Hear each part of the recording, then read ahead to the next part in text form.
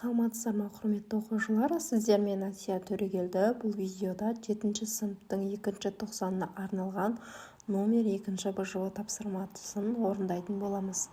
Видеоны бастамас бұрын менің каналыма жазылуды ұмытпаңыз. Бірінші тапсырма: берілген сурет бойынша ауаның құрамына кіретін газдарды анықтаңыз.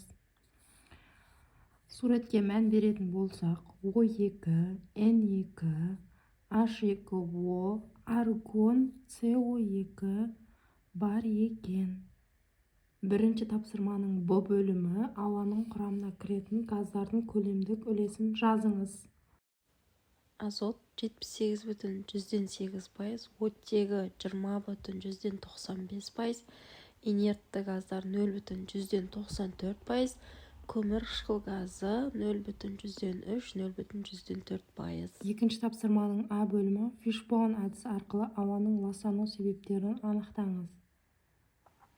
Олар өнеркәсіп, көлік құралдары, қалдық жағу, энергия өндіру. Табиғи себептер шаңды дауыл, су басу, жер сілкіну, тағы да басқалар жатады. Атмосфераның ластануына дәлелдер келтіріңіз. Оған айқын дәлел ірі қалаларда түтін қабатының пайда болуы және өнеркәсіп түтіктерінен көрінетін түтіндер. Мысалы, қалада тұрсаң, өнеркәсіп орындарынан алыстан олардың түтіктерінен түтін шығып жатқанын көреміз. Осылар үлкен дәлел бізге. С бөлімі: ауаның ластануына қорытынды жасаңыз. Ауа сапасын жақсарту үшін әр адам және мемлекет деңгейінде әрекет қажет. Өсімдіктерді көбейту, қоқысты өртемеу, көлікті аз пайдалану, экологиялық таза энергия көздеріне көшу, зауыттардың шығындарын бақылау. Жалпы алғанда, ауа ластануы бүгінгі күннің өзекті мәселесі. Оны азайту болашақ ұрпаққа таза ауа мен қауіпсіз орта қалдыру үшін өте маңызды. Үшінші тапсырма: ұсынылған заттарды жану қабілетіне байланысты сәйкестендіріңіз.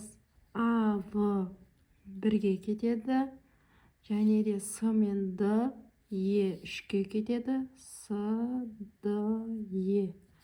F пен H ол 2-ге кетеді. Төртінші тапсырманың А бөлімі: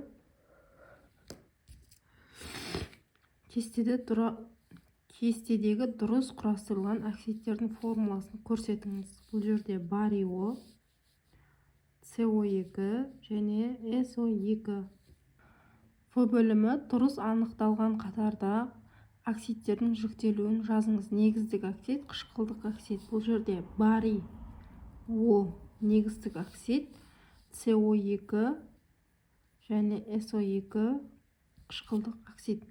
Анықталған екі оксидтің түзілу реакция теңдеуін сөзбен жазыңыз.